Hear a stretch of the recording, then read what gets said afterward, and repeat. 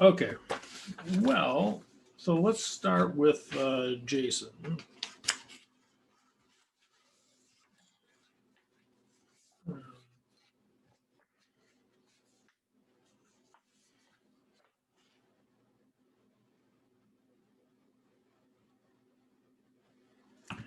Okay, and Jason is ready to attend University of San Diego under the Army ROTC program. Excluding school shop, he incurred additional school expenses of $10,000 for his education. Okay.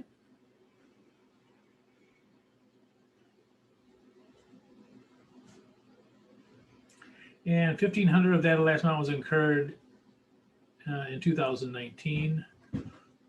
Okay, let's just make sure that there's rules on how much has to be incurred in the correct year. Here's what they want to avoid is someone transferring expenses from one year to the next to make them excludable. All right, and to finance his expenses, he borrowed $7,000 through a federal student loan program and $3,000 from a credit union for educational purposes. Okay, so that was an educational purpose loan, private lender, but educational purpose. After he received his officer's commission, he was ordered to report to the military entrance processing station in Portland, Oregon for his duty. He lives off base, blah, blah, blah, social security number, blah, blah, blah. Okay, his W-2 form, obviously we need those.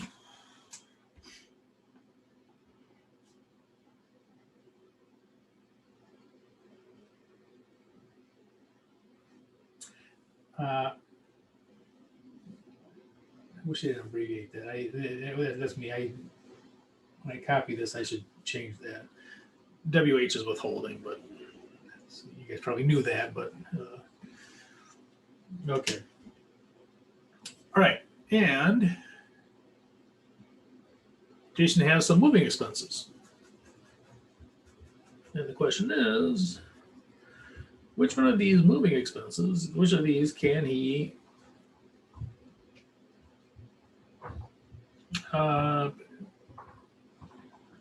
get credit for?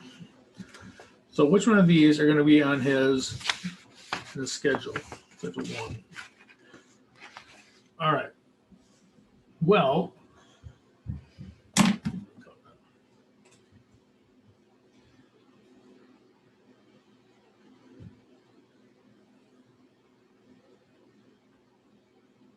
the lodging is fine as long as it's not excessive, as long as you're not staying in some ritzy place. Food is not. Renting a truck is fine. And paying for the gasoline is fine.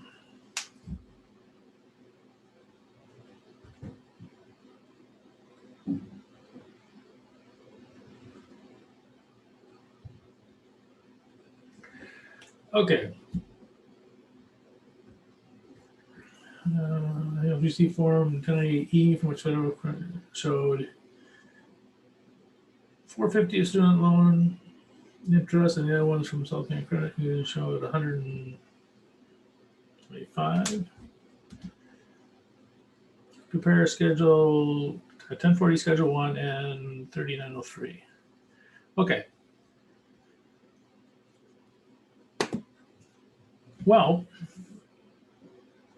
let's tackle this just for fun. We'll do this now. So his school expenses, additional expenses. So these are expenses that are not covered by the military. If they were covered, you'd have to reduce them by the amount that they were covered by. So they give you the total expenses. So these are the total additional expenses.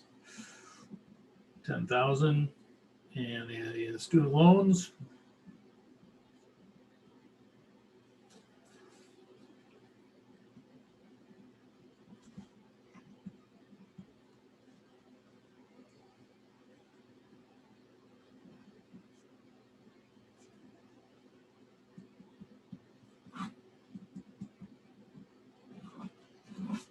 All right, so all of these student loans are used for expenses. The interest for that will be deductible.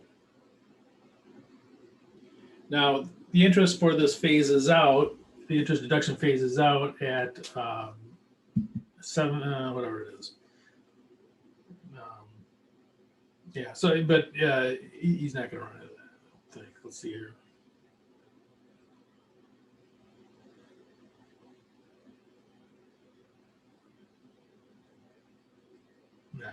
Okay, so, but all the interest related to the student loan are deductible. All right, well, let's see, let's start doing the form.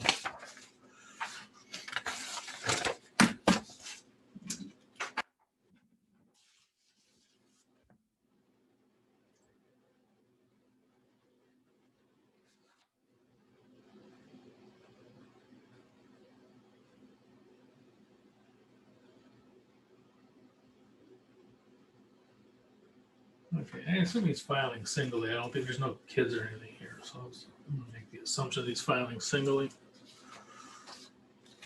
And if he's filing, you would have to have dependents. It doesn't show any a spouse or any other, so.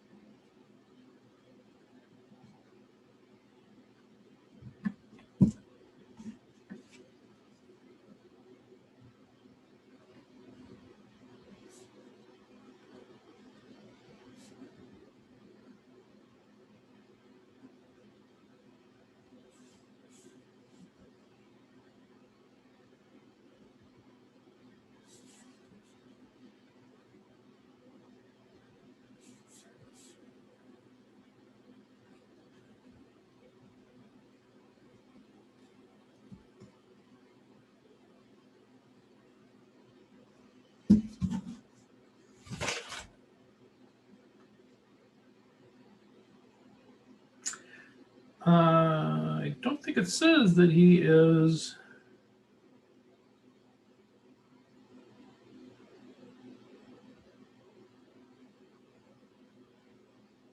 In the student or the participating in the residential election. Let's put him in it. What the heck? It's not going to change it. All right.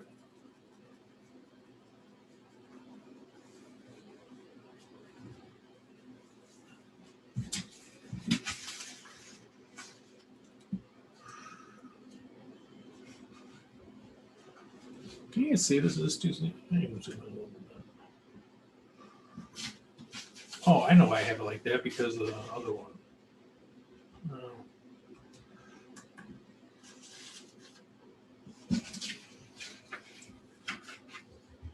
I'm running these off the nearest dollar. So it'll be 67.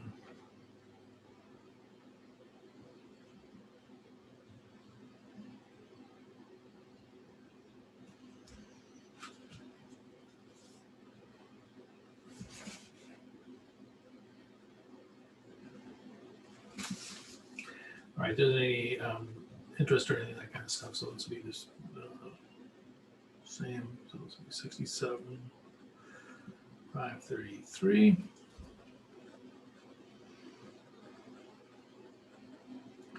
Okay, now we got to go to Schedule 1. So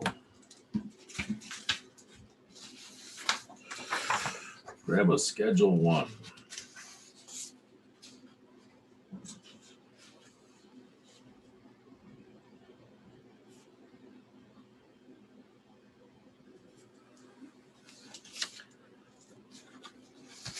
And so the Schedule 1, we're going to put those things on it that we transferred over. All right.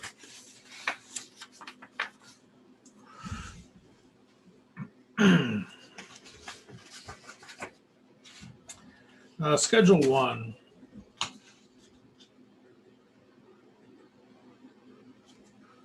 Moving expenses.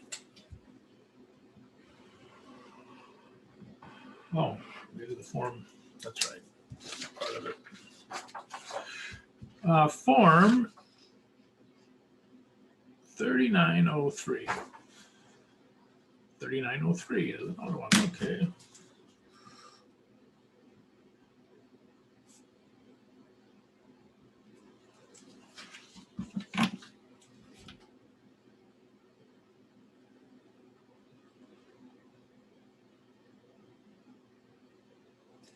Okay, transportation and storage.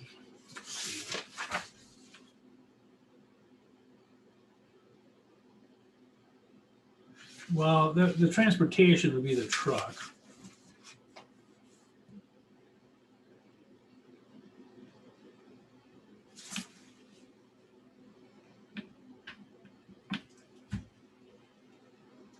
Travel, including lodging, do not include the cost of meals. We're not going to include the cost of meals. All right, so gasoline and the lodging would be in there.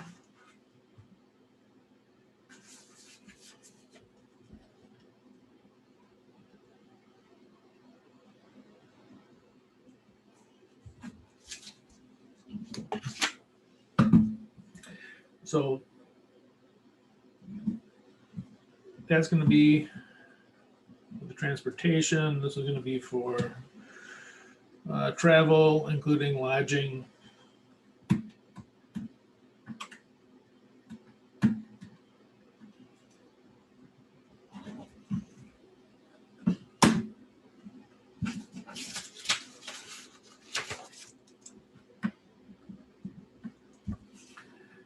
And lines 1 and 2. 960 plus 2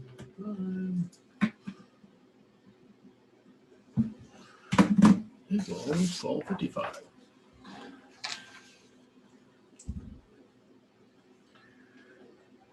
And to the total amount the government paid you for the expenses listed. These were additional, weren't they? Unreimbursed. Yep.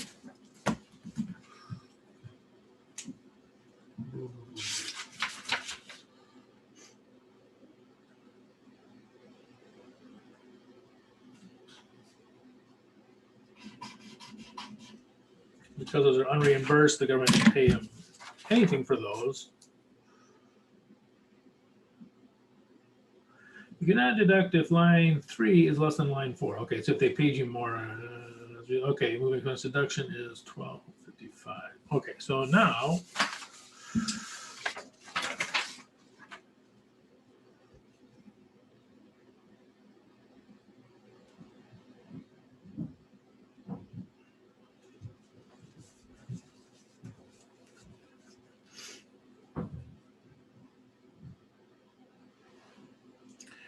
student loan interest deduction.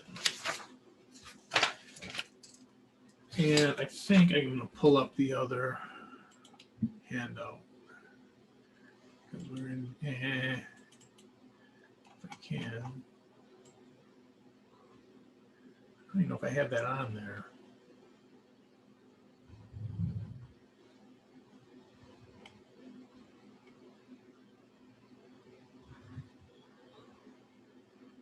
I didn't put the limits on there.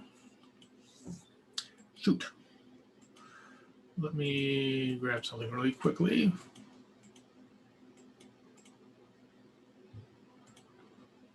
All right.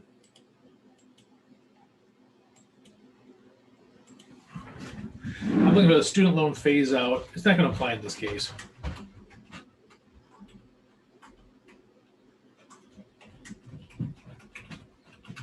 It basically is that when you we start making a certain amount of money, the interest is the interest deduction gets phased out.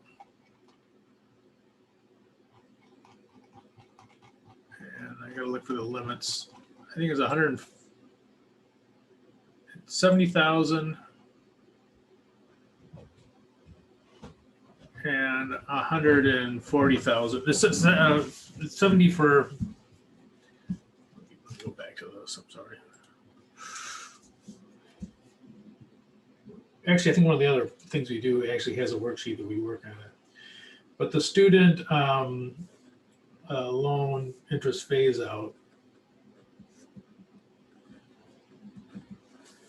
for single, it starts at 70,000, and for married, it starts at 140,000. What is he at? He's at 67, and you know, it's not going to go up from there. He doesn't have anything else to add into it. So, long story short, there's not going to be a phase out for the student interest. Okay. So, how much student interest did we have?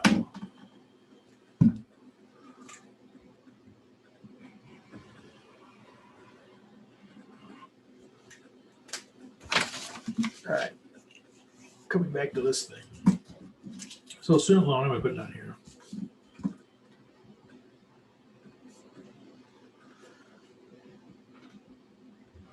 And we're okay if you know, he's okay because he spent all of the student loan on expenses. If he hadn't, then you'd have to reduce it by, you know, whatever. So if you know, if you only use 80% of it, you only get 80% of the deduction that you have. Okay, so he had 450 plus 150, 75, 600.75. Round it to 601. All right.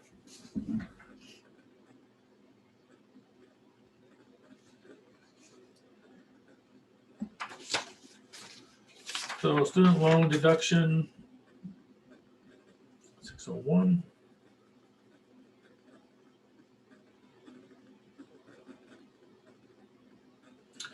So those two together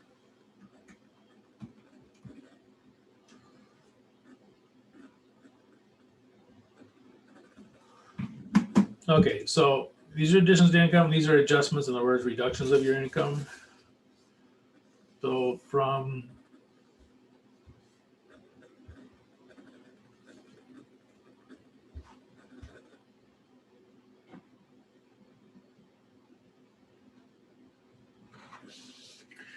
subtract, this is your new adjusted gross income. All right, so we're going to subtract from the 67,533.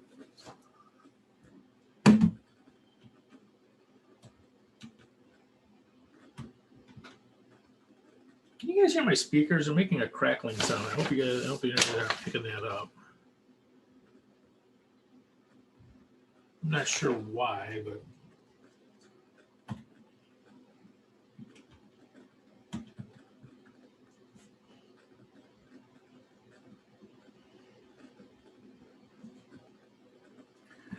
okay, student deduction.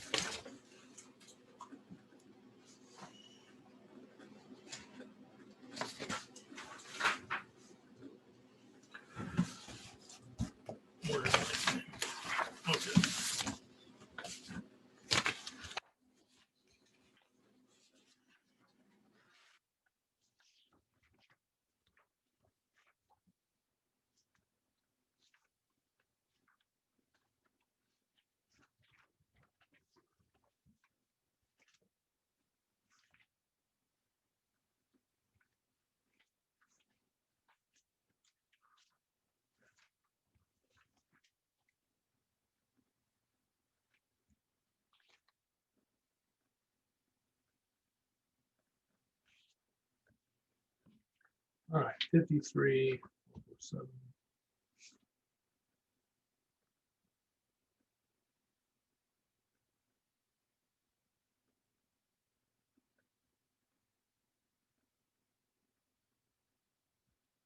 53, 477. 7623, I think. I read that. Take your glasses off and you can read it. Right here. Yeah, I think it's 7623.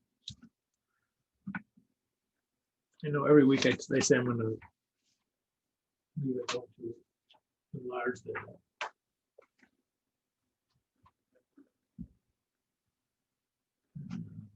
But anyway, so 7623. Okay.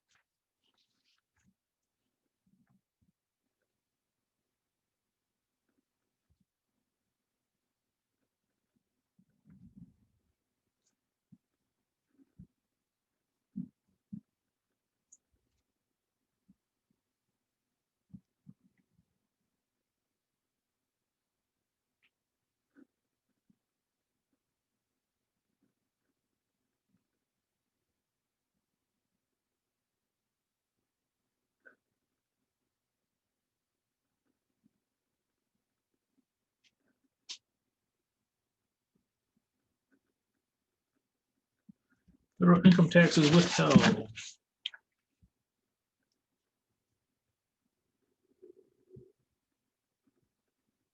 Rounding it off the nearest dollar, 8105.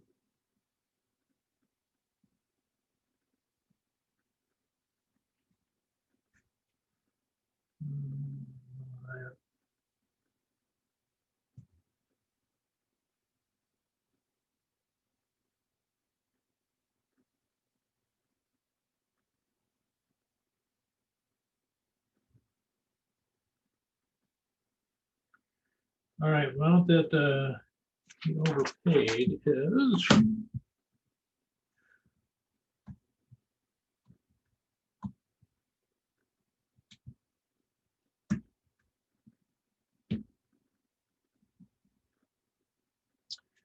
$482, and that would be the amount of refund that they will also ask for.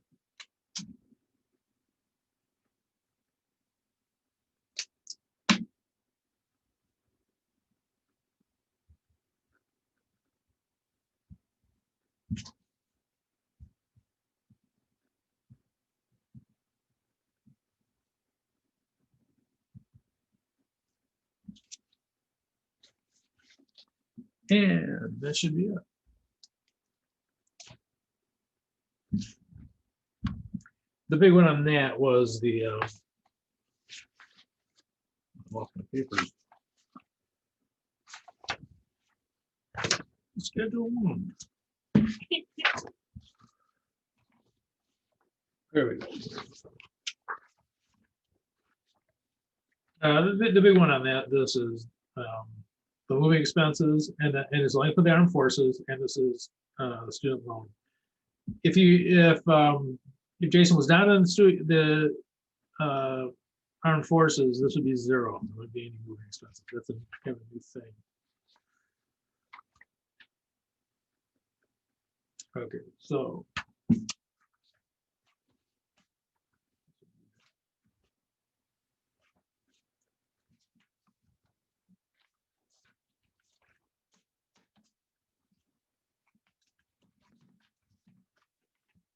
and so 42 is gonna be what is gonna be a refund.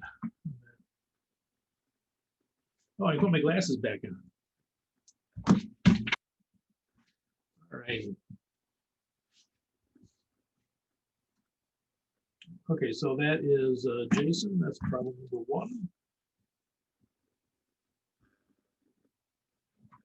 Man, is that annoying? Well, I'm glad you guys can't hear that.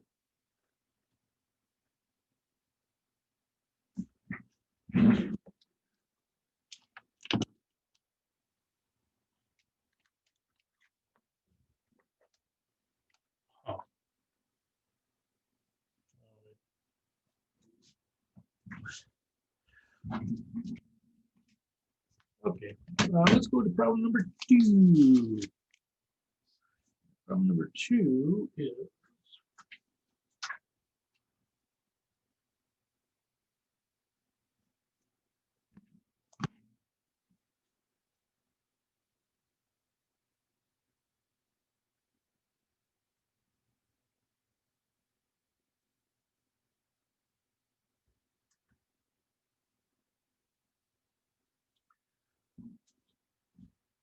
okay.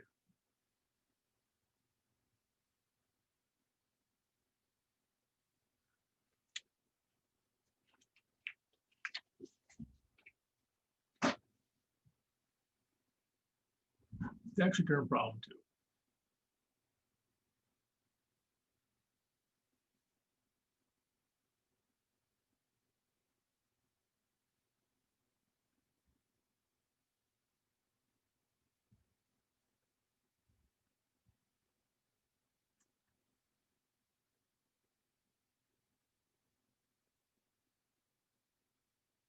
Okay.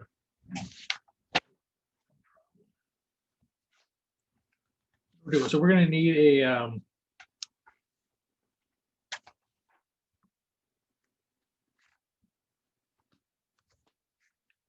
we need a schedule 1 in the student loan worksheet for this one too.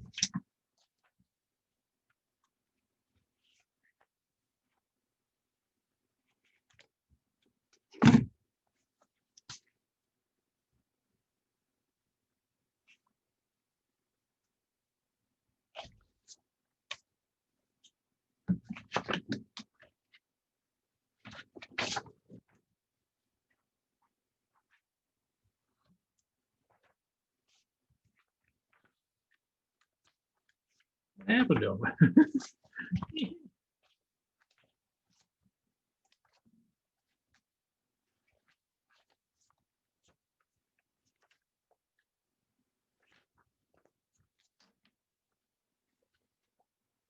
Okay, I got, let's see.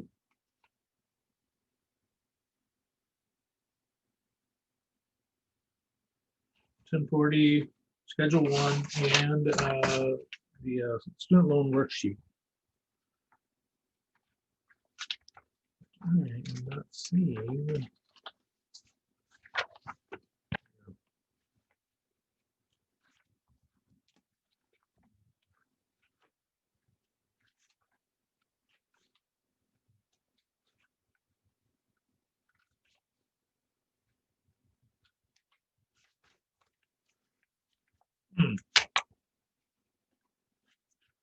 Print out one. Oh wait, I think I found it.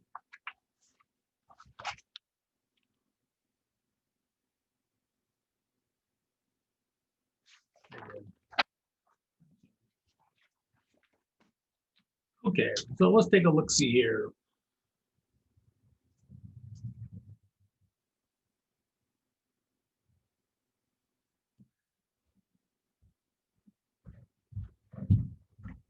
They moved. See, June, Philip, and Barbara moved 1,700 miles. No, moved with 2 dependent children, both over 17. Moved to Chicago, an average distance of 1,327 miles, which they drove in their own car. The children's name Roger and Gwen, both attended University of New Mexico in the fall. As a freshman, Gwen as a junior. Moved with the result of a civilian job transfer, distance to her old job of 3 miles, quit her job. Okay.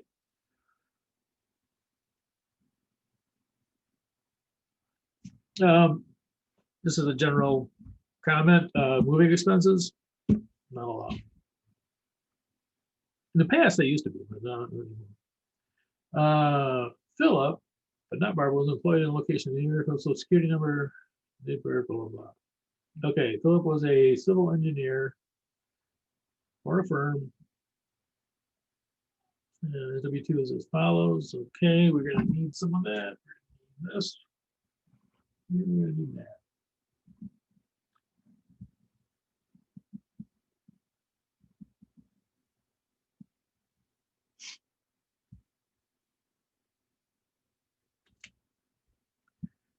In addition, both Barbara both he, so we're talking about Philip, and Barbara received 1098E from the Federal Student Loan Program. Philip had a student loan interest of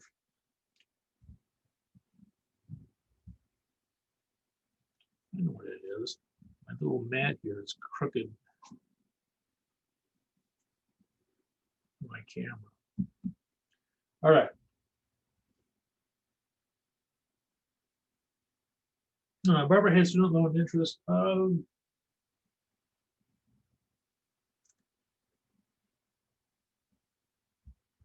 okay. Now here's something that's important to know. Some people think that if just because Barbara is not working at whatever she had a degree in, that interest, the student loan interest isn't paid. It is. It's it does not matter what the position is. Some people say, well, I can't write it off because I'm not working as a nurse or whatever it is. That's not true. Okay, the children are both eligible for credit for other dependents. As a result, $1,000 will go on line 13 on the tell us right now. Okay. So $1,000 on line 13. Return the 1040. Okay, now, so here is a tricky part, and that is student loan interest when someone has a high income. So Philip has kind of a high income here. And so whenever you run into this situation, unless it's obvious that they're not going to be over the limit, you may want to do a sheet on it to make sure. And let's go to student loan. No. Let's just fill out the 1040. If we really want a 1040, then we'll put it in the other stuff. Which is the student loan is for how much? So student loan.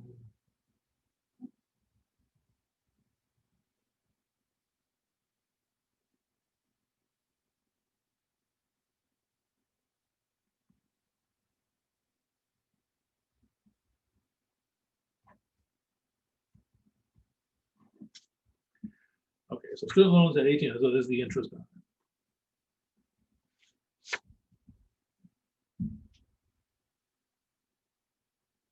Okay, let's see. And they don't say whether they want to contribute to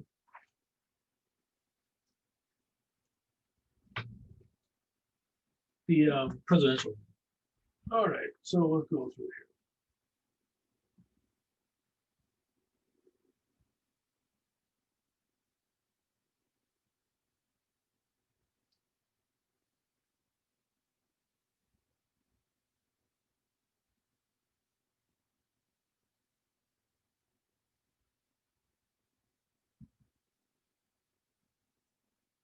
Hey, what am I doing here?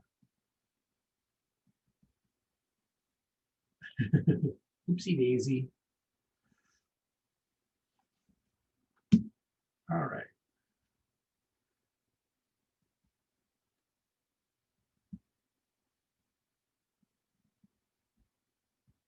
By the way, if you're working with a client, don't say whoopsie daisy. They don't like it. They don't like it when you say whoopsie daisy that handles the bill. All right, the new home is located at.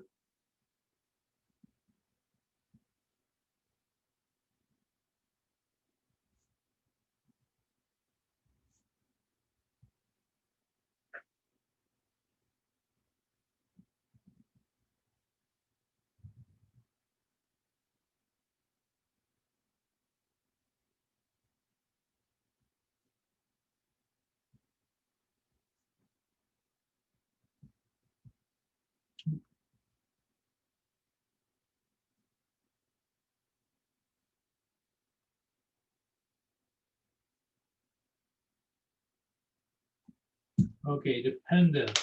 We have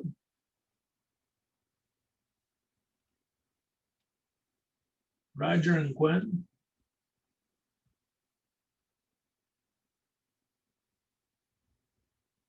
Sorry, Gwen, I messed up your name. All right, let's see.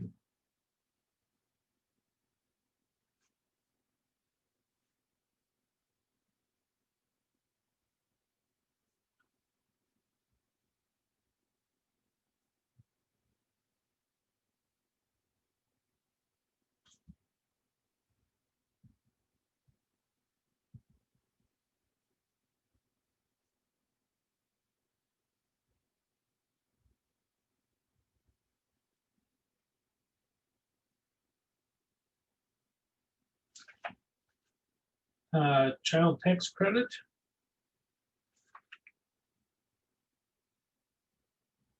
I said yes.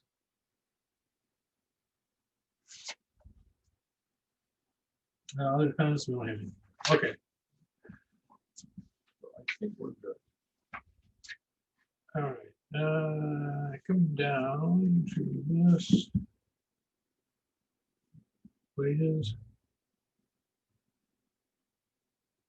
I'm rounding off to here's dollar. I don't think they had any of this stuff. Doesn't say on here. Okay.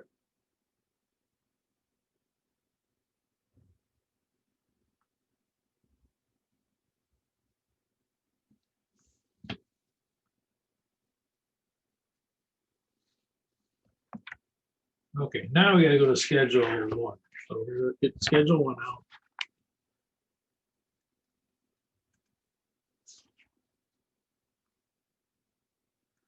We're on to schedule 1, but we're gonna do the student loan worksheet. So it's the same one, it's the same one we did before. Yes.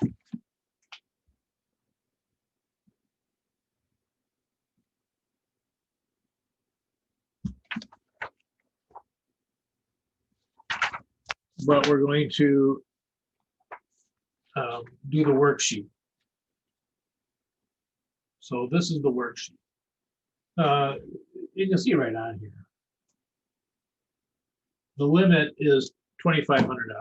So if you have more than $2,500 of student loan interest, it's not the amount above that you cannot write off.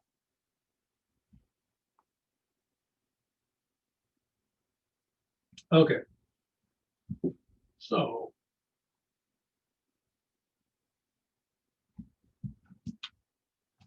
$1,800.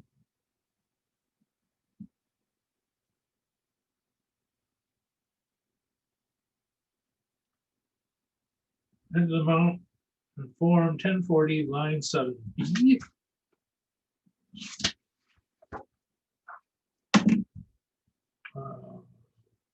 This.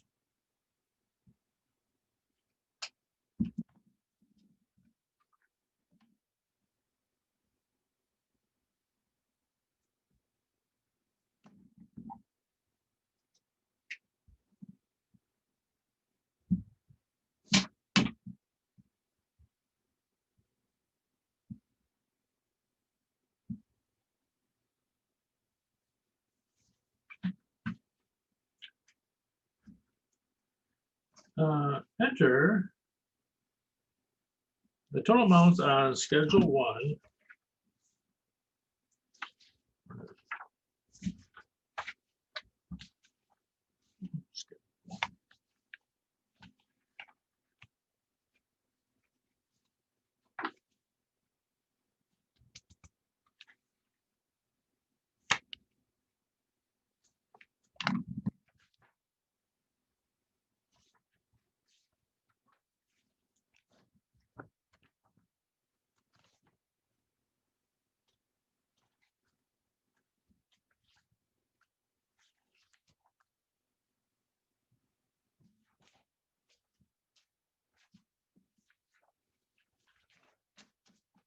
Schedule 1. They didn't have anything up here on the top. I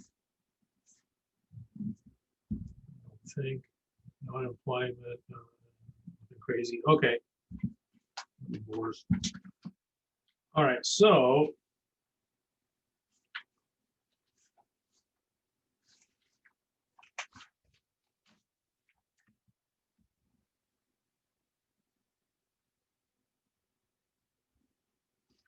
okay, enter the amount shown below. Single, head of house, qualifying widower, 70,000, Mary finds only 140,000.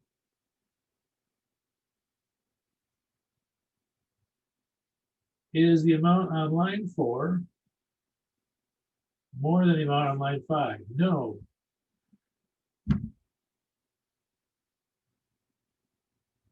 Skip line 6 and 7.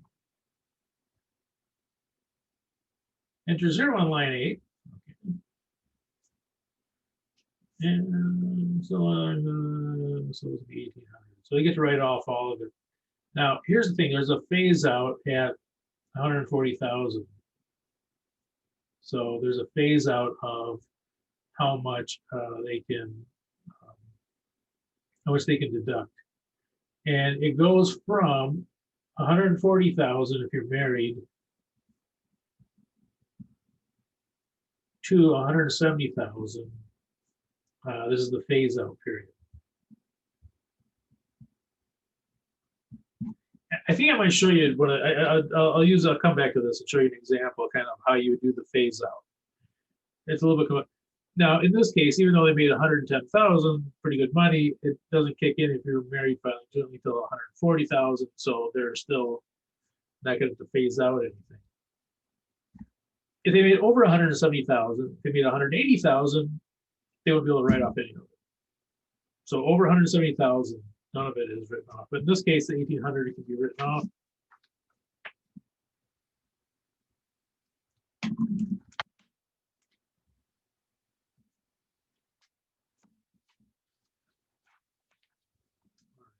You're going to come back.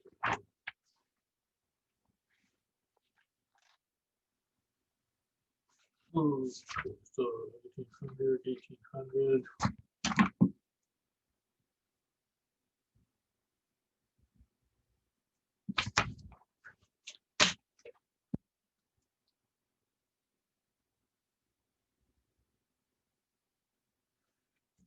Calculator. So 1,800 will be written off, then we get write off for the also for the deduction.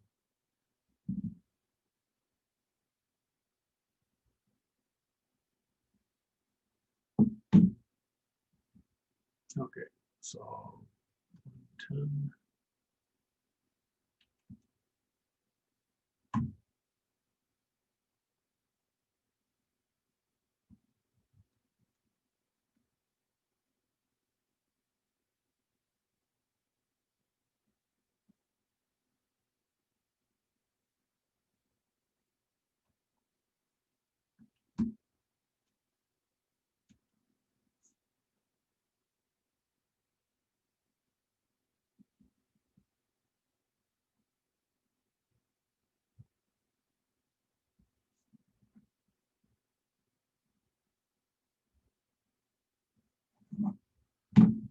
This and I'm going to go to the tax table.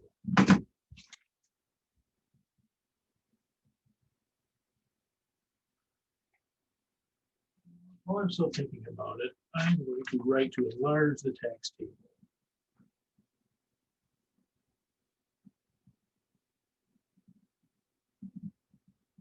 I'm thinking that if I could read them, I would probably do the taxes more accurately.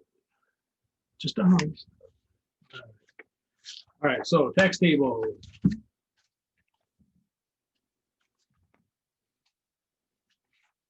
$84,020. By the way, remember, if this goes over 100,000, you can't use the table anymore. You can still use the table because it's under that.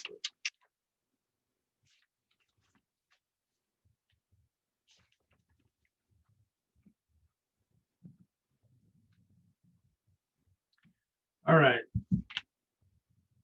84,020. 84,000. So it's the first one here. Married.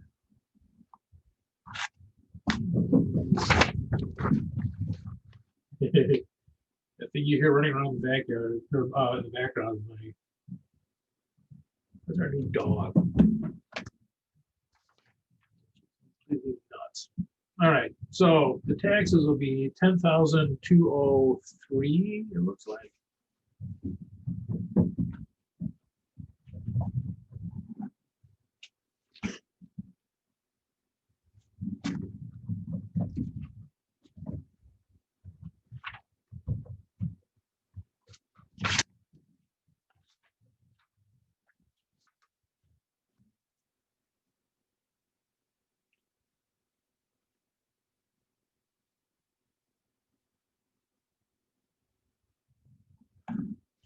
All right, now remember we had this $1,000 will go on line 13A. There's 13A. 1,000.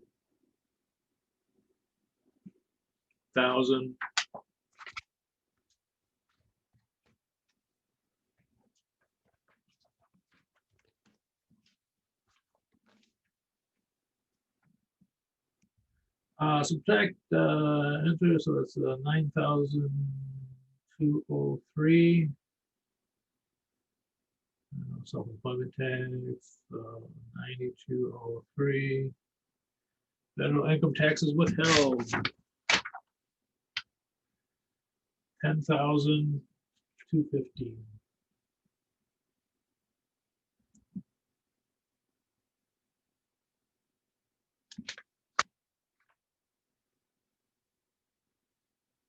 Additional child tax credit. No, all right.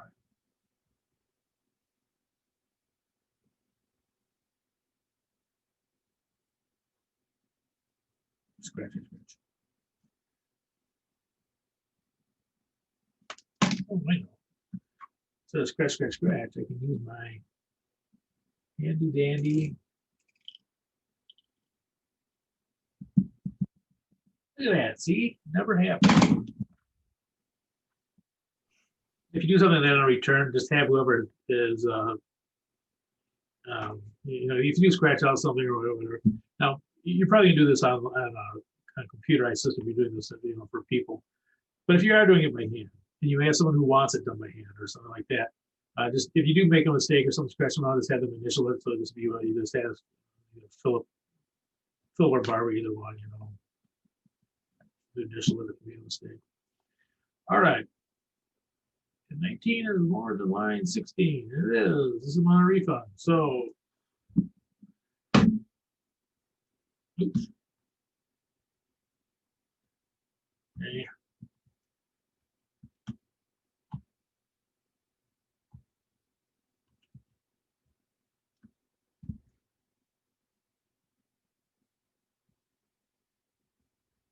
So that would be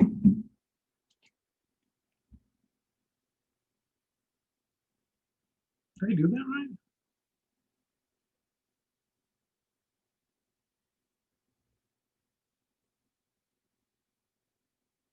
I looked it up earlier. I got a different answer. I see what I did. I'm an idiot. The number is wrong. 10,000.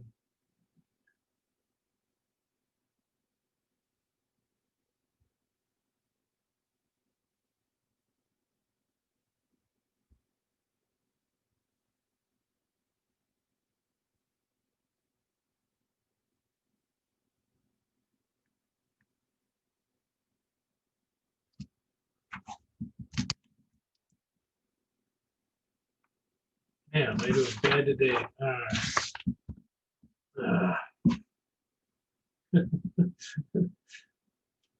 All right. Showing you guys how not to do this.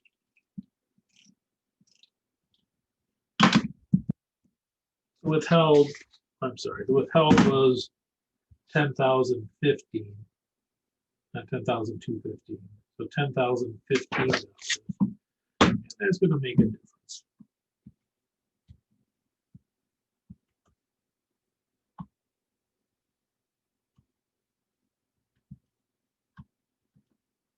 $812. That looks more like it.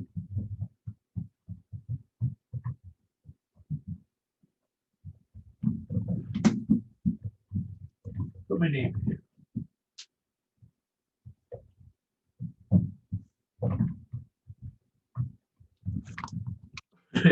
You may want to sign that one.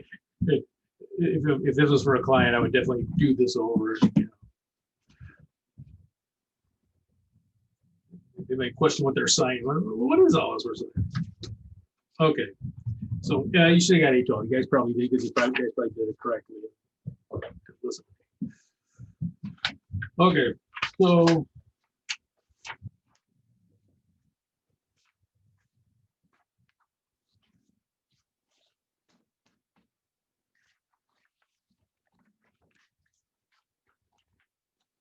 is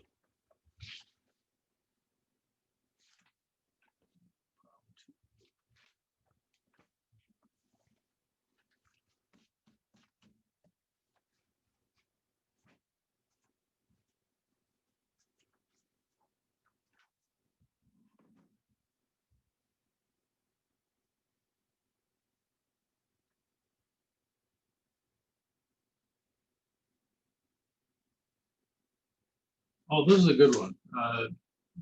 Table 3. Give me 1 second. You're going to grab something. Right back.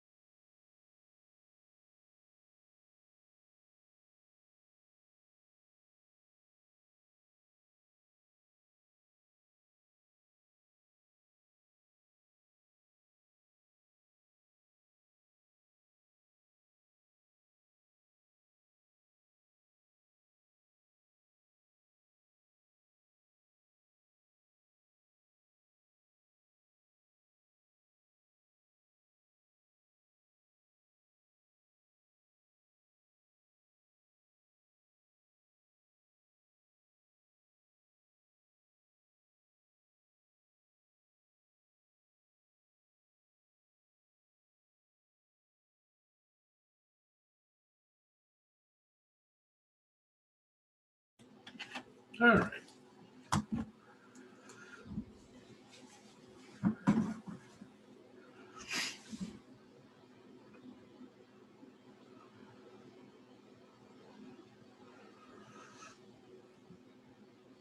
All right. Well, this is kind of interesting because you got to kind of pull out how much of these payments are for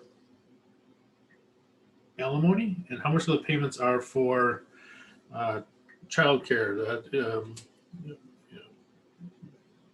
paying for the expenses of the child. So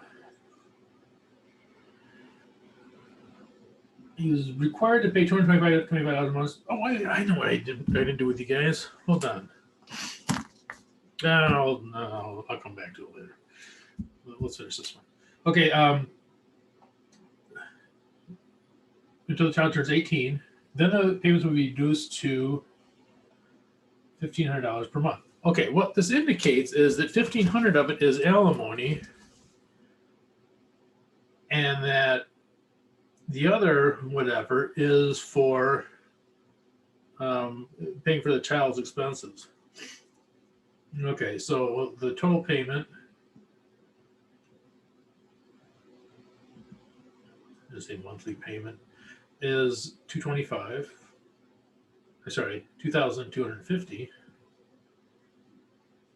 The $1,500 must be alimony because that's going on after the child turns 18.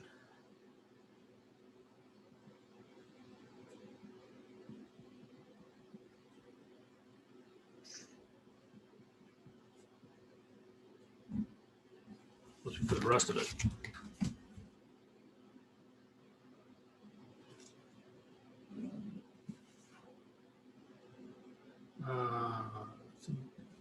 So better use a calculator. I'm not doing too well tonight. Yep, 750. Okay, so this child care 750, this is not, you cannot claim it. Now, this is in 2018. If it was 2019 or later, there have been no revisions of the agreement.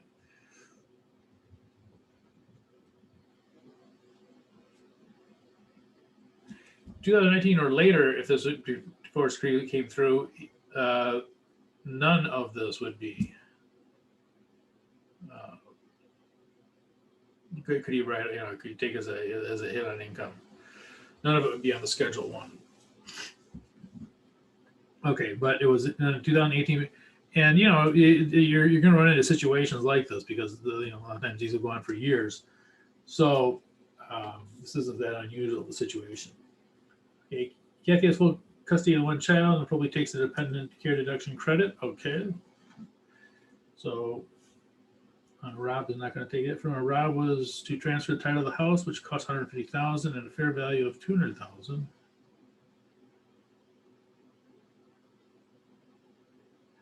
And was to continue to make monthly payments of. All right, so that will also be included in the alimony. Because these are payments made on behalf of Kathy.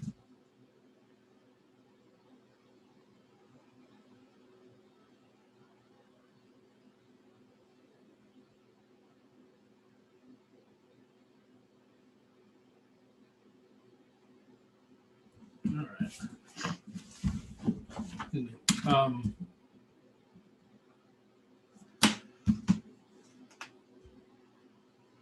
Interest expense. Doesn't say there's any withholding. Then he made $2,500 to his HSA account. All right. Well, get out the W. So we're going to need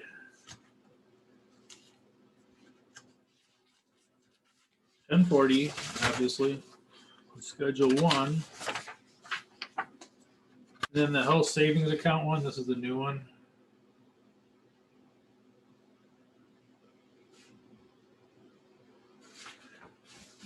So this is so these are the same ones we had before. So this is, all right. Well, let's get this in there.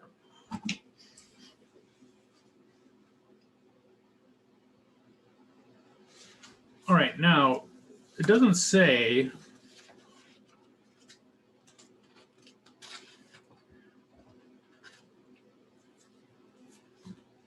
whether Rob is single or not, but I'm going to assume he is because it doesn't show him having any other dependents. And it doesn't show him being remarried. I'm going to assume that Rob is single.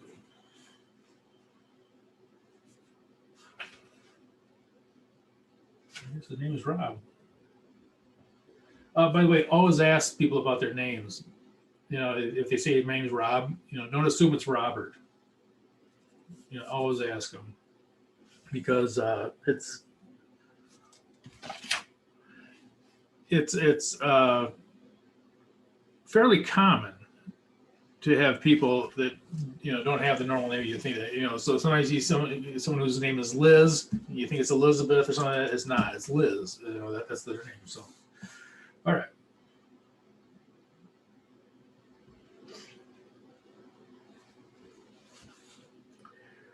Okay, Social Security number.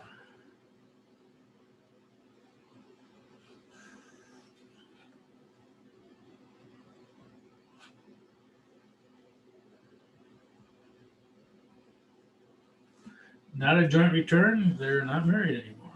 Home address.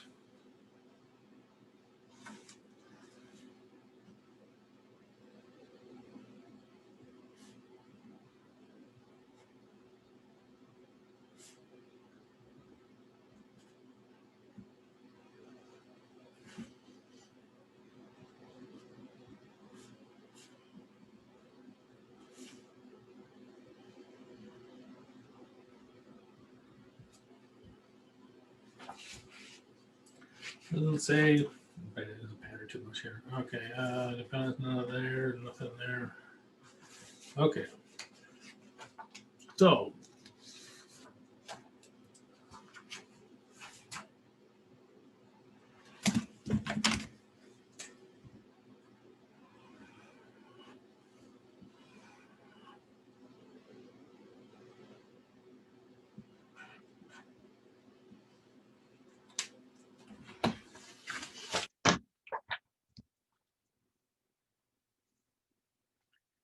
$85,100.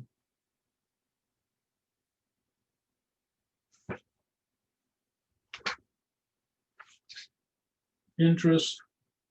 What's that?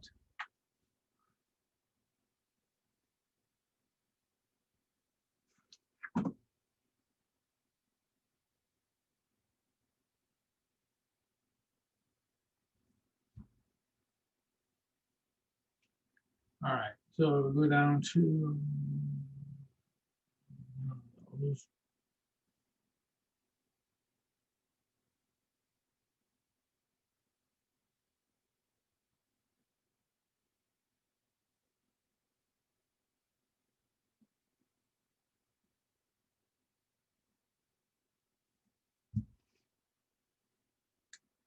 and now we need to go to Schedule 1.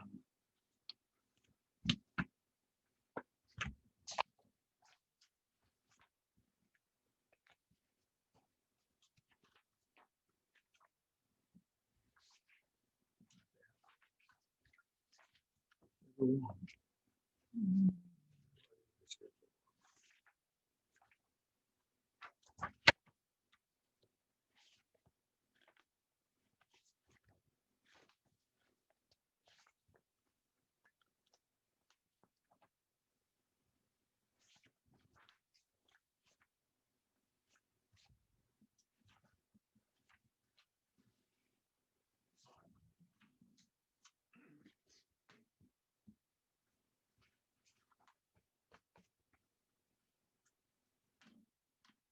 All right, so Schedule 1 doesn't have any additional income, but this, the health savings, deduction.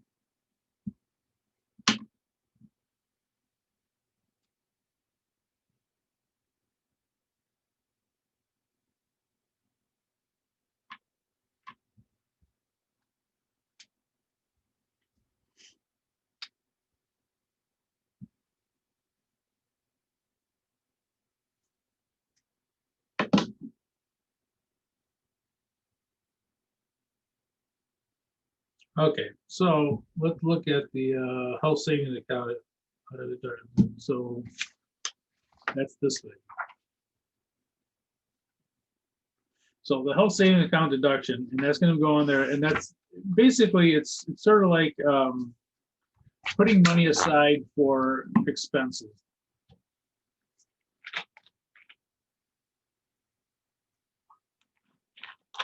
Excuse me. All right, so putting money aside for expenses. And there are different levels to it. Okay, this is for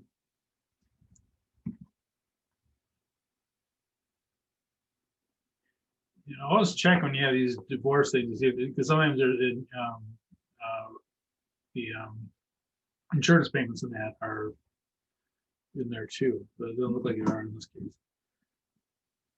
Okay, contributions.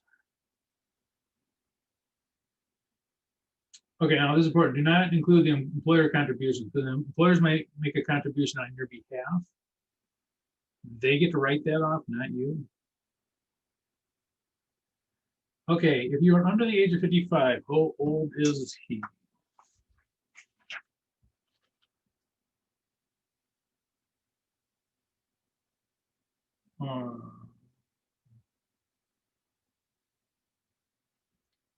He was born in 1982.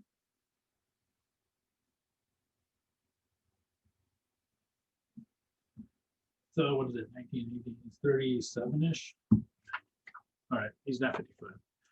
So this will be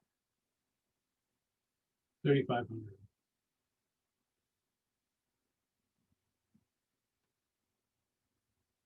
And we talked about the limits there being that you can't put in more than the amount.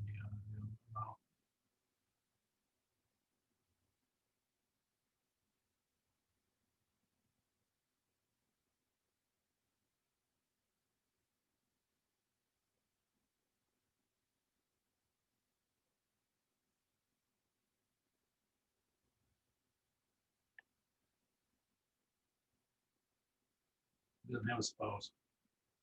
If you're age 55 or older at the end, no.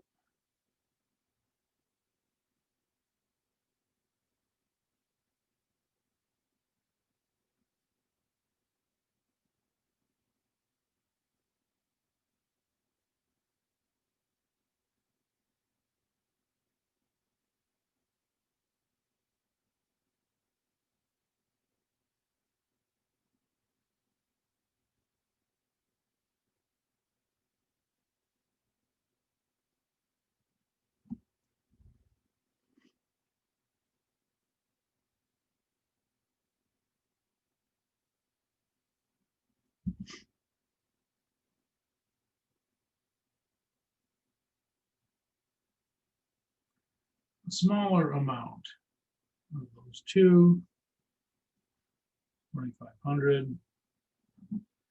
So that is what you put on there. Now, you might wonder, well, what is all this?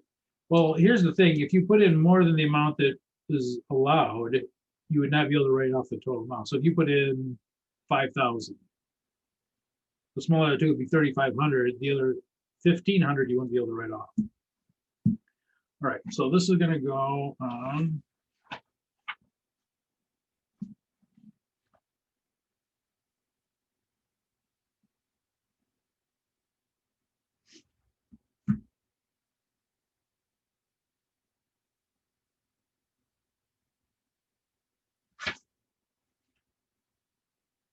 Line 12. Okay. Okay, this is the tricky one, the tricky part.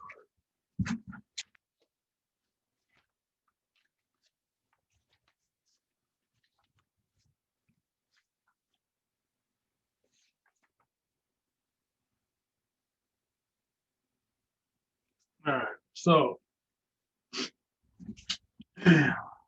alimony paid.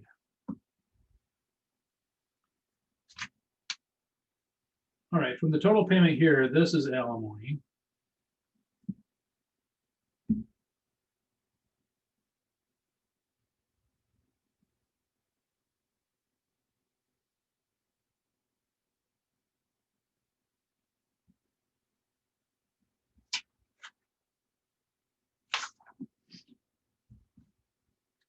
So 1,500 per month.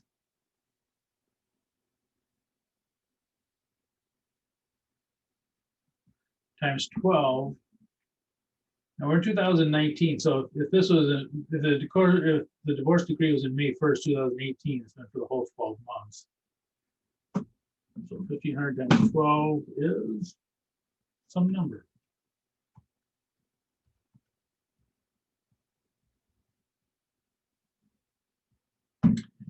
The mortgage payment is 1,235. That's times 12.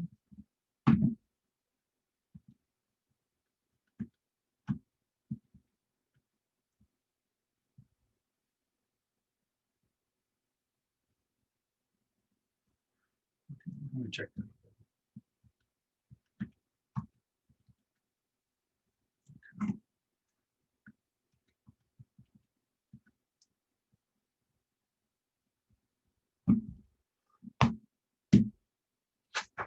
Okay, so this is going to go on here, 32, 20. And they want to know who you paid that to. And so this is where you're going to put your spouse's, or ex-spouse, I should say, and her social security number is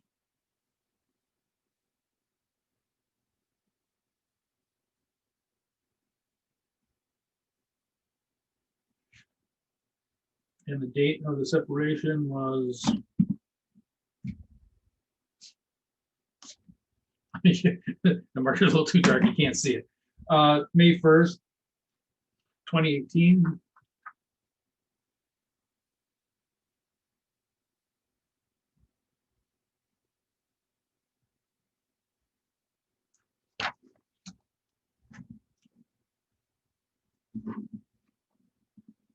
And so she's going to pick that up. Oh, I forgot her name. Kathy. So Kathy's going to pick that up on her income. Again, if this was made 2019 or later, Kathy wouldn't pick any of it up, and Rob wouldn't write any of it off. Okay, so we got 32,820 plus the 2,500.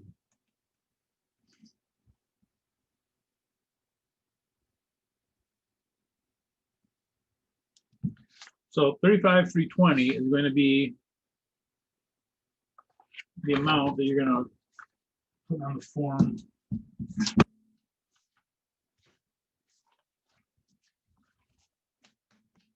$40. So adjustment from Schedule 1. That's,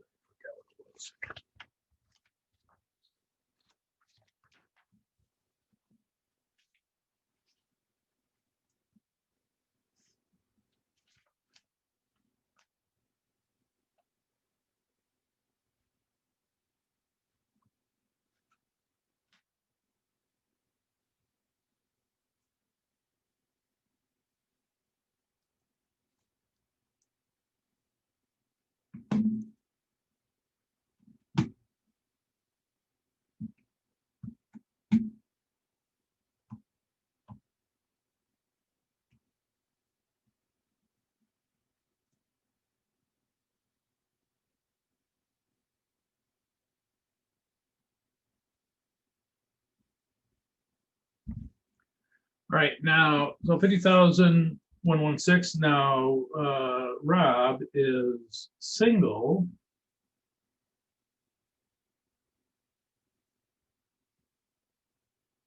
So it takes standard deduction 12,200.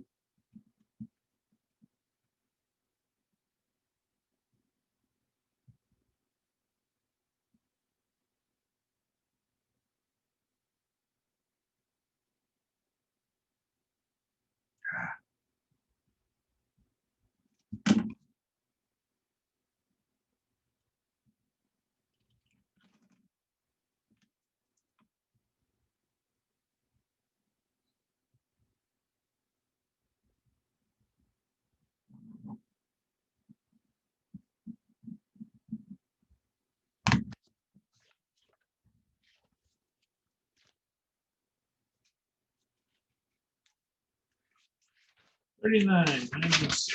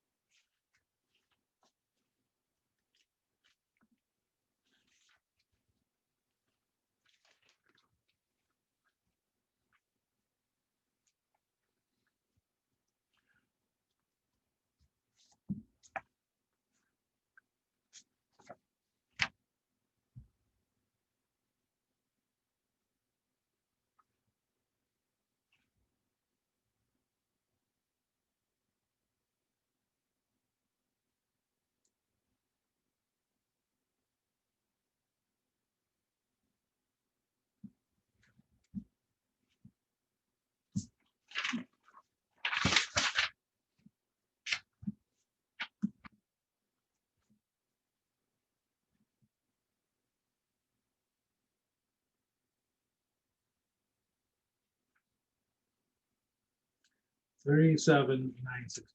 So 37,900. I guess orange on orange paper probably isn't going to show up as well.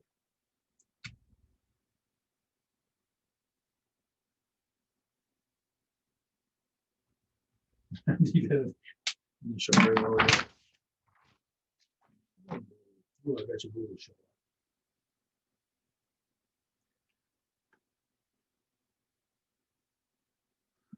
So 43.57. The taxes on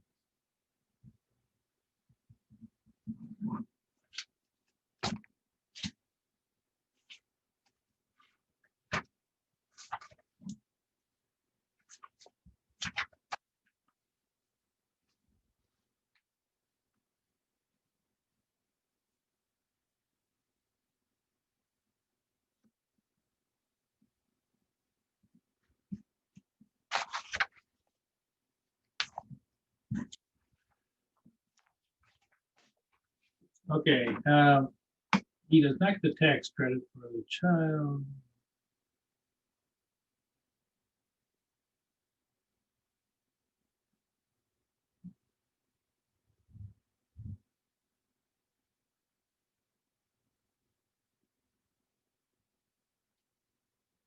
Income tax withheld.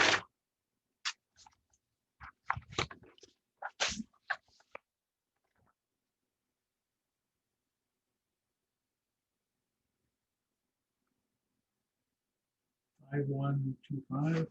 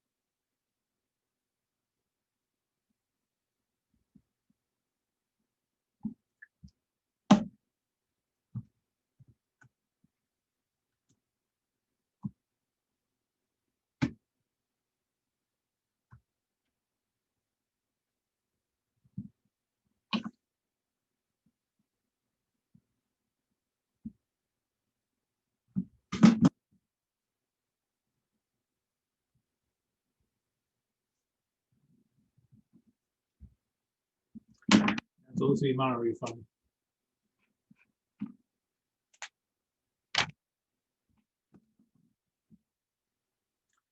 Yeah, so the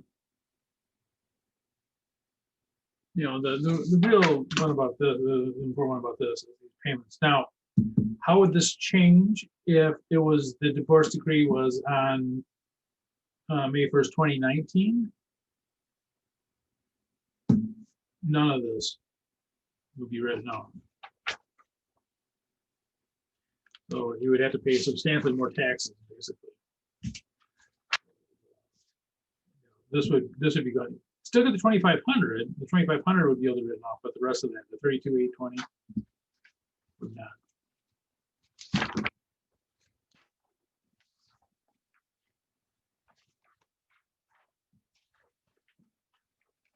Lost my here.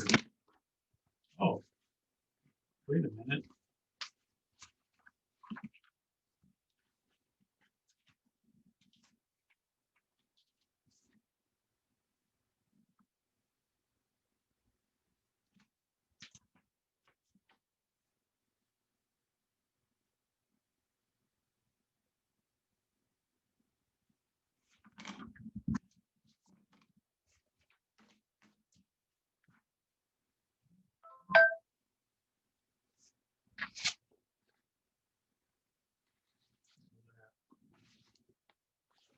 All right.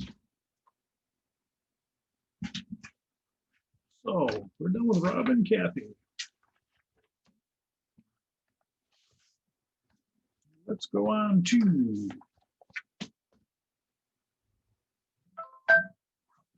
jeez. Oh, I know what it is. I'm sorry.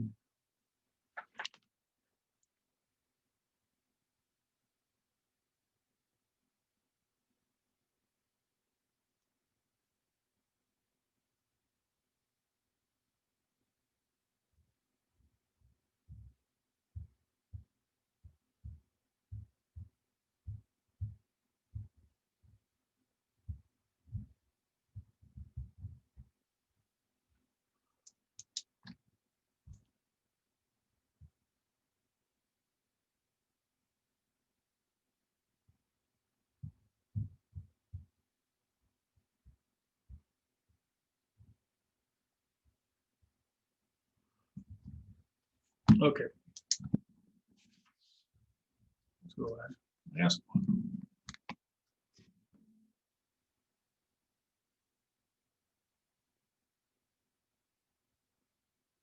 This one isn't too bad.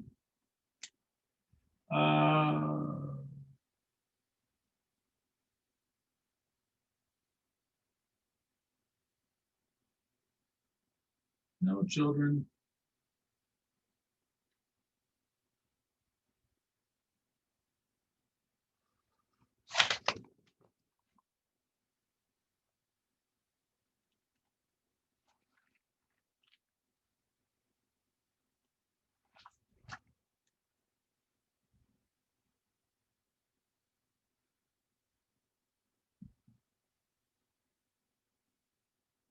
Okay, qualified dividends. Yeah, that's a tricky one a little bit.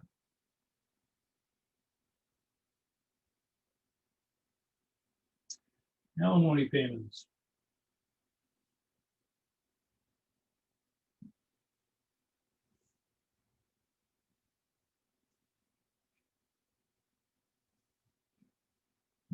Okay.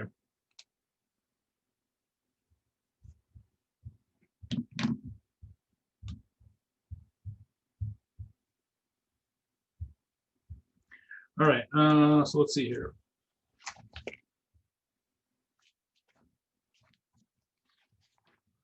We need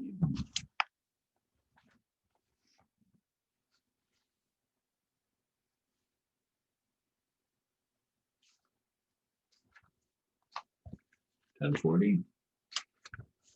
Schedule 1.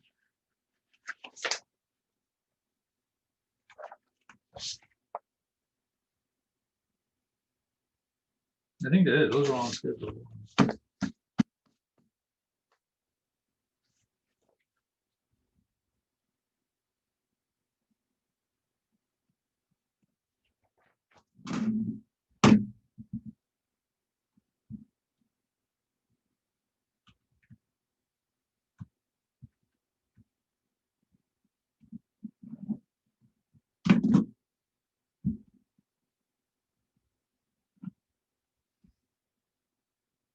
All right.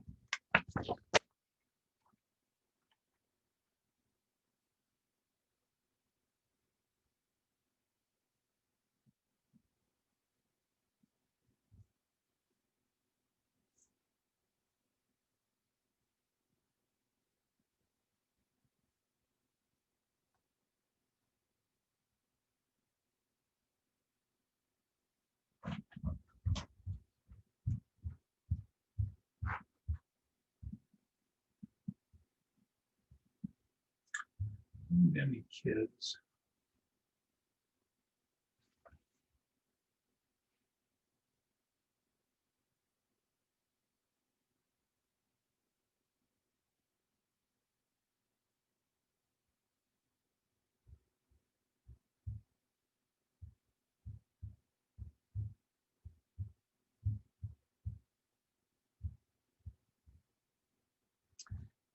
I don't see any address for them. uh,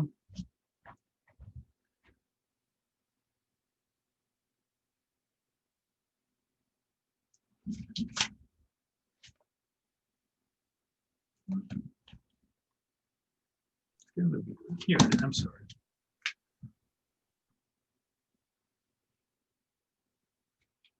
No.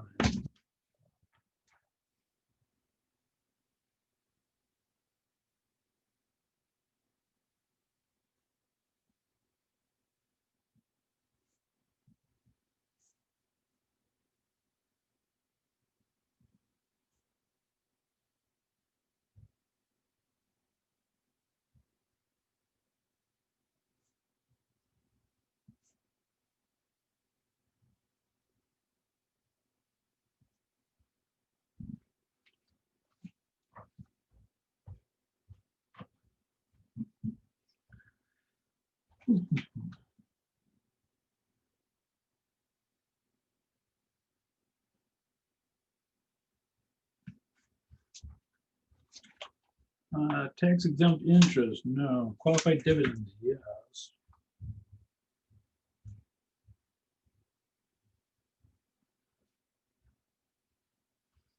Interest income from the saving, 237.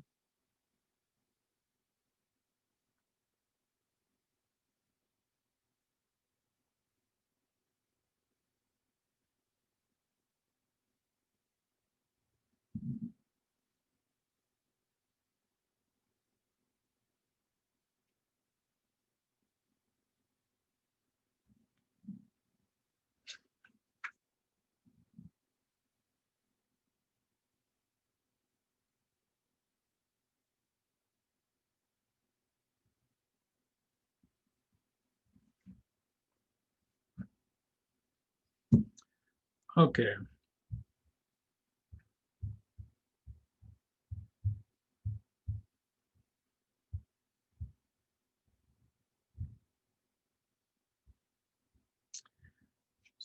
Other income from Schedule 1.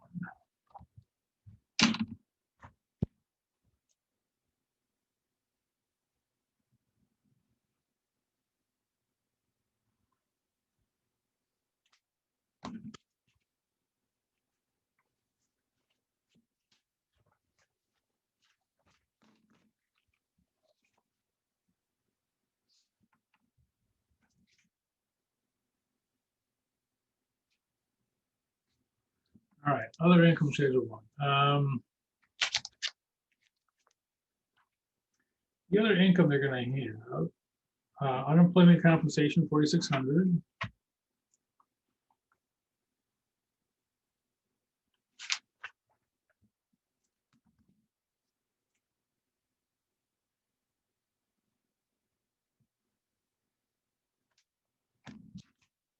And they had a prize.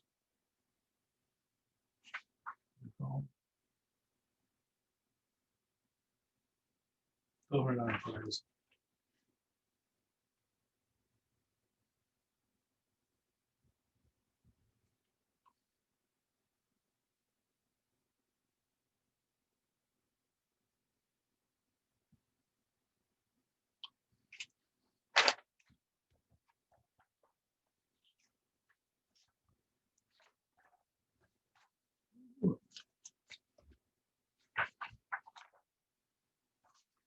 Okay, so 5,800.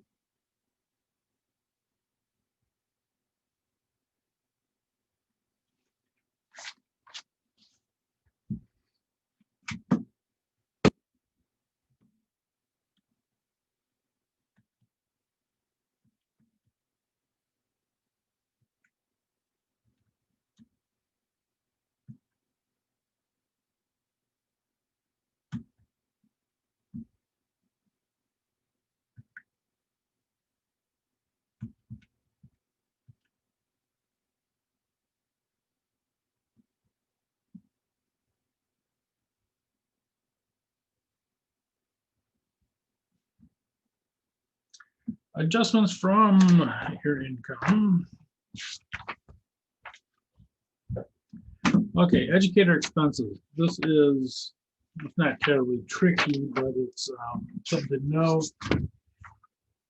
Here's the thing about teaching.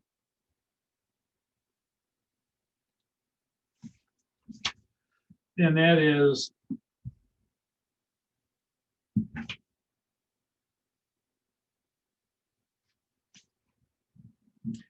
teachers have spent money out of their own pockets to buy something that the school won't buy. This kind of comes about because lots of schools don't have money, or they teacher wants to do something that they don't want to pay. The school can't pay for, whatever it is. All right, now the max education expenses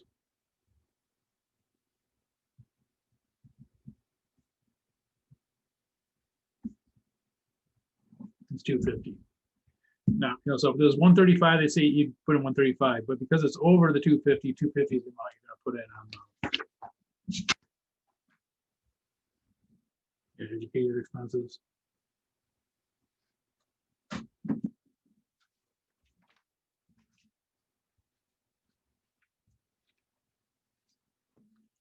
All right, so we got educator expenses.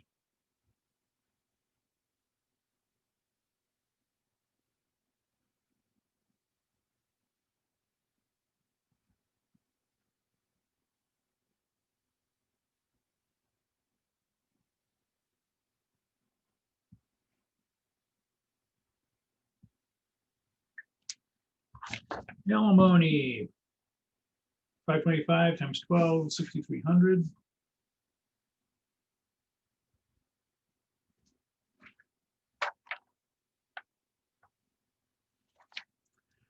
And we need our social security number.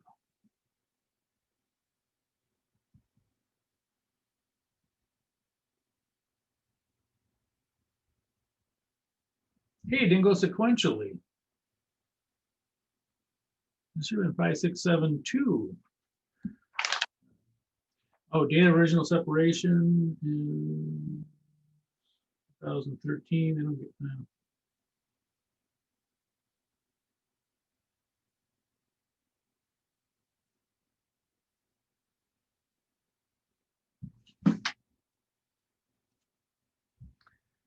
We go more specific than that, I guess.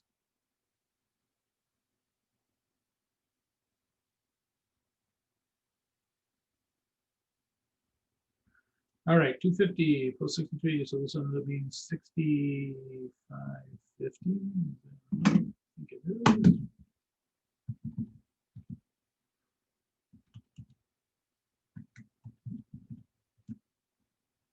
Yep.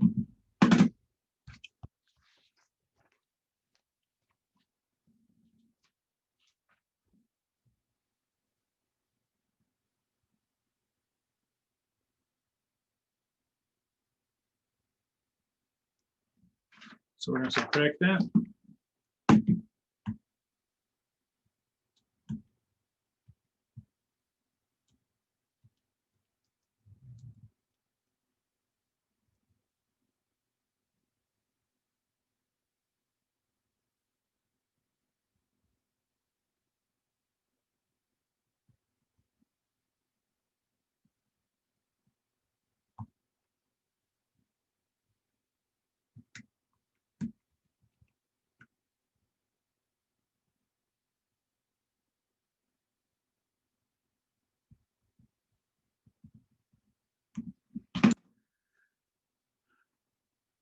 Okay.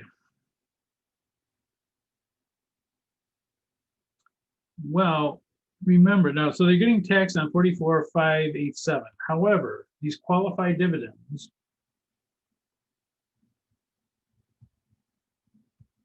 get taxed at a different rate.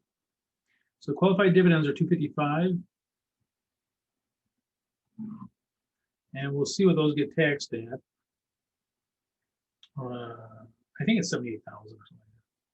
Okay, so and the rest of the good tax that was regular, so 44.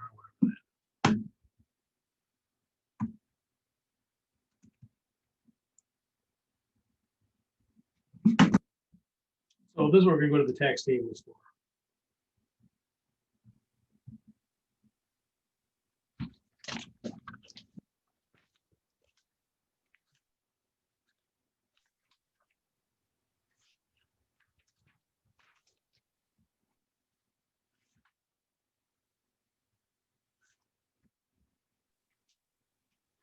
Can you slide your page up, please? Oh, sorry. Thank you. Yeah, so it isn't that the dividends don't get taxed. They do get taxed, but they get taxed at a different rate, and they may not get taxed at all. I think in this case they don't get taxed at all. But the tax tables are 44, 842.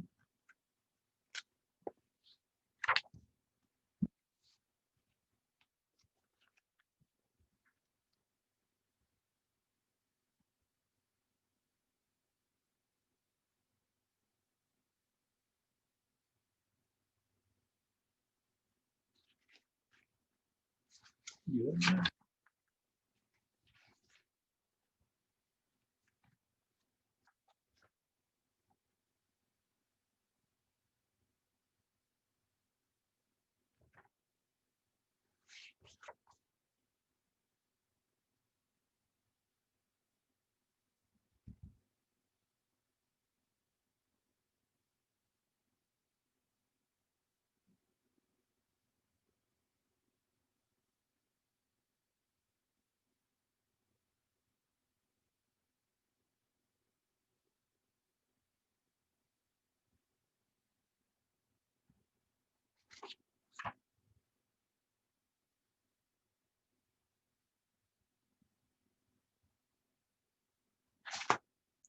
I did this wrong. Yeah, I had it on. Oh, I had it as a negative this way. 44. I was covering this because it was wrong. That's why. So make sure you update it.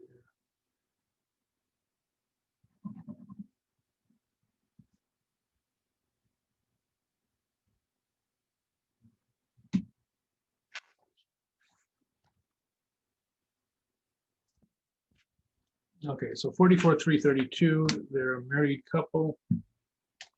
So make sure you change that. That's 44,332. subtracting. I added. I had this in as a negative, so it made it more. Stupid mistake. I'm not doing very well tonight. All right, so 44,332. So 44.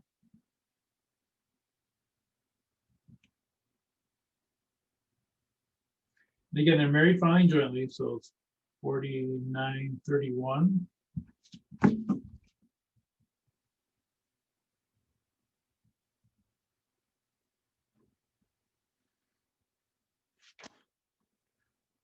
Okay, so 4931 would be the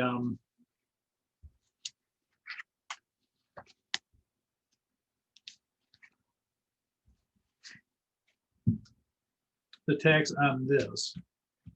Now for the qualified dividends, we have that in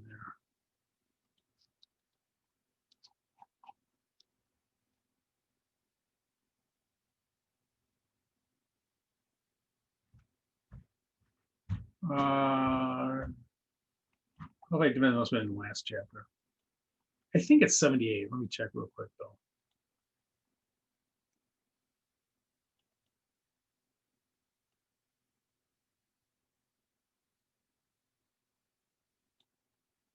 It is.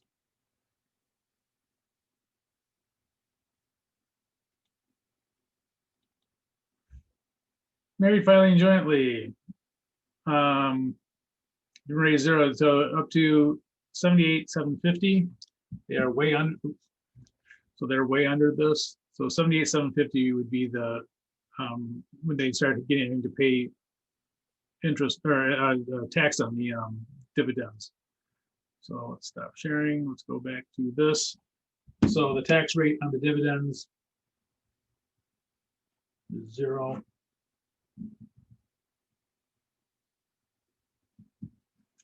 So 4931. So it isn't that the dividends don't get taxed. They do get taxed. They get taxed at a different rate, and it's possible to get taxed at 0. And that's what this one is.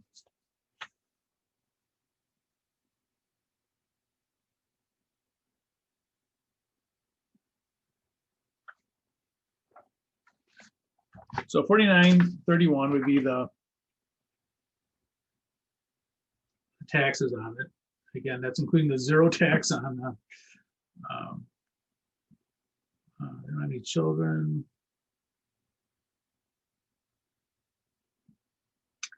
Self-employment tax.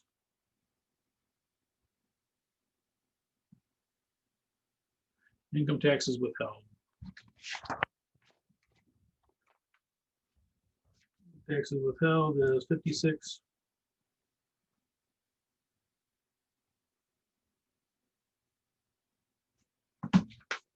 $24.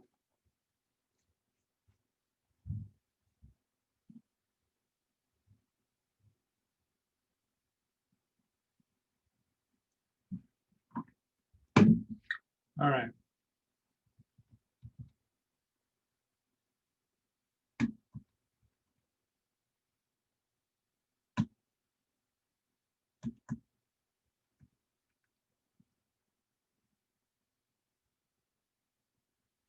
So 693 would be the refund.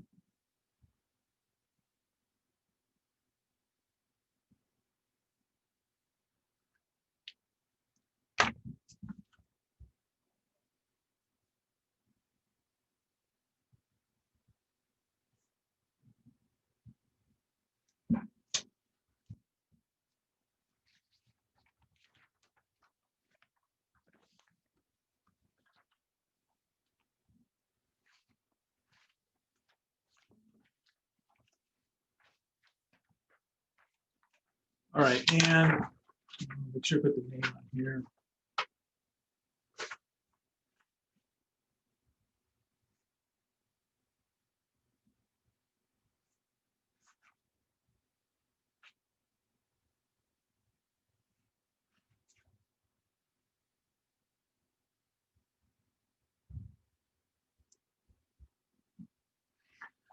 All right. So that would be it.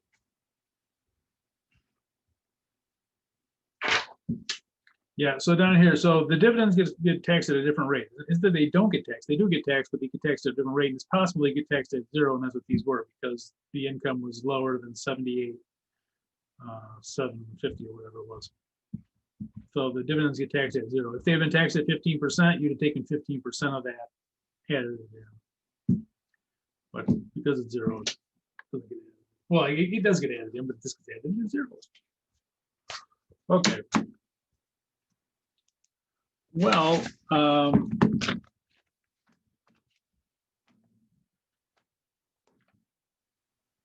probably won't get the test out tonight, but I'll certainly have it out by tomorrow morning. So we'll have an exam on this, and I'll more focus on the stuff that we did that was from this chapter. So the student interest one. Oh shoot! I never showed you the other way to do it.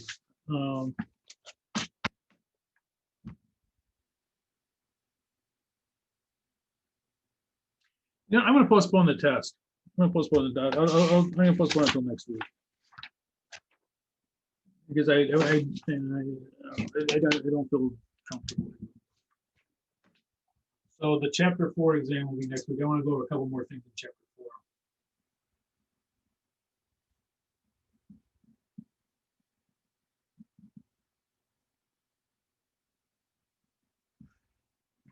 All right. So I know I told you guys it'd be tonight, but I'm going to postpone because I want to go over a couple of stuff from the student loan. There's some limits and stuff that I want to go over. And then, so what we'll do is next week we'll finish up chapter 4 and probably start in chapter 5. But so exam will be next week. It won't be this week.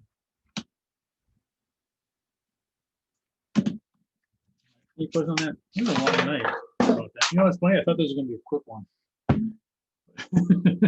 But not so much. Now that you have to correct a bunch of errors. All right. Well, have a good night, guys, and I'll this will be posted shortly. So, well, of course, by like 10 o'clock, I should say. All right. See you later.